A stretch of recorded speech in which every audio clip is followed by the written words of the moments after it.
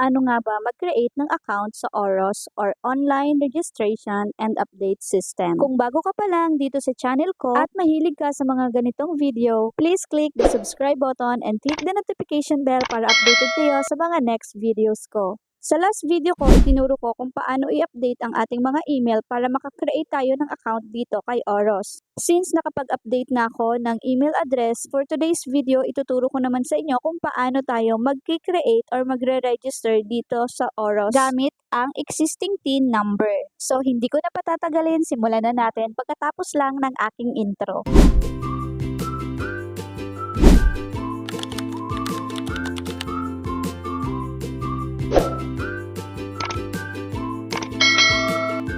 Una, pumunta lamang tayo sa ating Chrome. Sa search bar, i-search lang natin ang oros.bir.gov.ph. Lalabas itong Welcome to BIR Online Registration and Update System. Dito makikita nyo itong New Registration. I-click nyo lang itong parang arrow na nasa gilid. Makikita nyo itong dalawang option na non-individual at unindividual. Piliin lang natin itong as an individual.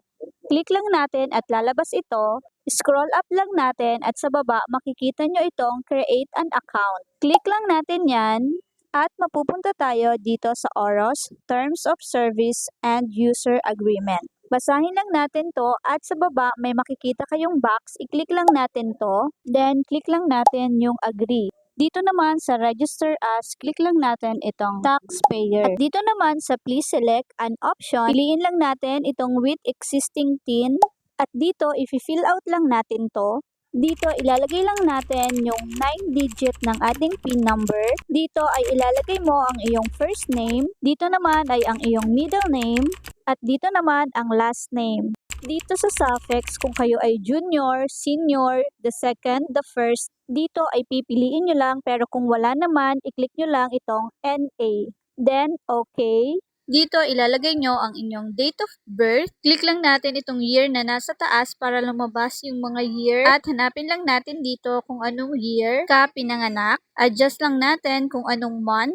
Then, pag okay na, i-click lang natin itong set. At dito, kung kayo ay single or married, click lang natin, then okay. Dito sa gender, click mo lang kung ikaw ay female or male. Dito ay ilalagay lang natin yung updated email na ginawa natin dahil dito nga papasok ang verification code galing kay BIR. Kaya dapat active ang ating mga email na ilalagay dito. Kapag okay na, mag-create naman tayo ng password. Acknowledge lang natin to at ilagay na natin dito ang ating mga password. So, dapat hindi natin to makalimutan dahil ito yung gagamitin natin every time na nagla-login tayo dito kay OROS. Kapag okay na, proceed lang tayo dito sa baba. Ilalagay nyo lang dito ulit yung password na nilagay natin dito sa taas. Kapag okay na, i-check lang natin itong I'm not a robot. Then, click register. Hintayin lang natin at lalabas ito. We sent an email with a link to verify your email. Please validate your email by clicking the link. So dito guys, hintayin na lang natin na pumasok yung link sa email na ni-register natin dito kay OROS. Close lang muna natin to at pumunta muna tayo sa ating email. So dito guys, pumasok na yung verification code. Dito guys, hindi ko na mapapakita kung paano ko siya verify. So ang ginawa ko lang dito guys, kinapi-paste ko lang itong link na binigay nila. Then sinearch ko lang siya sa Chrome. Pagka-click ko ng okay, lumabas na nga itong congratulations, you have successfully created an account. Please log in to continue.